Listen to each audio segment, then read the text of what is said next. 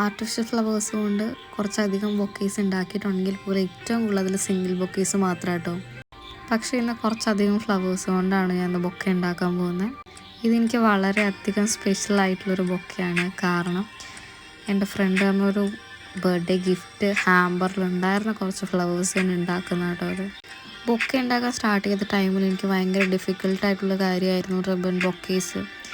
പക്ഷേ trust the process എന്നുള്ളൊരു fact ഉള്ളതുകൊണ്ട് തന്നെ അത് അത്യാവശ്യം എളുപ്പമുള്ള രീതിയിലേക്ക് വന്നു. പക്ഷേ ഏറ്റവും സിമ്പിളായിട്ട് ഉണ്ടാക്കാൻ പറ്റുന്നത് ആർട്ടിഫിഷ്യൽ ഫ്ലവേഴ്സ് കൊണ്ടുള്ള ബൊക്കേസ് കേട്ടോ. കുറച്ച് വീഡിയോസ് മാത്രം റെഫറൻസ് വെച്ച് സ്റ്റാർട്ട് ചെയ്തൊരു പരിപാടി ആയതുകൊണ്ട് തന്നെ ഇപ്പം ഞാൻ പറയുന്നു, ഏതൊരു ബൊക്കയുടെ റെഫറൻസ് കാണിച്ചാൽ പോലും എനിക്ക് അതുപോലെ പെർഫെക്റ്റ് ആയിട്ടല്ലെങ്കിലും എന്നെക്കൊണ്ട് പറ്റുന്ന രീതിയിൽ എനിക്ക് അത് ഉണ്ടാക്കാൻ സാധിക്കുന്നുണ്ട്. ഏത് കാര്യത്തിനാണെങ്കിൽ പോലും കുറച്ച് ടൈം മാറ്റി വയ്ക്കാൻ നമ്മുടെ കയ്യിലുണ്ടെങ്കിൽ അതെന്ത് കാര്യമായിക്കോട്ടെ നമ്മൾ ആഗ്രഹിച്ചതിനപ്പുറം ഉള്ളൊരു രീതിയിൽ നമുക്കത് ഉണ്ടാക്കിയെടുക്കാൻ സാധിക്കും. ഈ ഒരു പരിപാടി അത്ര സിമ്പിളാണ്, ഭയങ്കര ഈസി ആയിട്ട് ഉണ്ടാക്കിയെടുക്കാൻ പറ്റുമെന്നല്ല ഞാൻ പറയുന്നത്. എന്തിനാണെങ്കിലും അതിൻ്റേതായ രീതിയിൽ നമ്മൾ ടൈം എടുത്ത് ചെയ്താൽ മാത്രമേ ആ ഒരു പെർഫെക്ഷൻ കിട്ടത്തുള്ളൂ.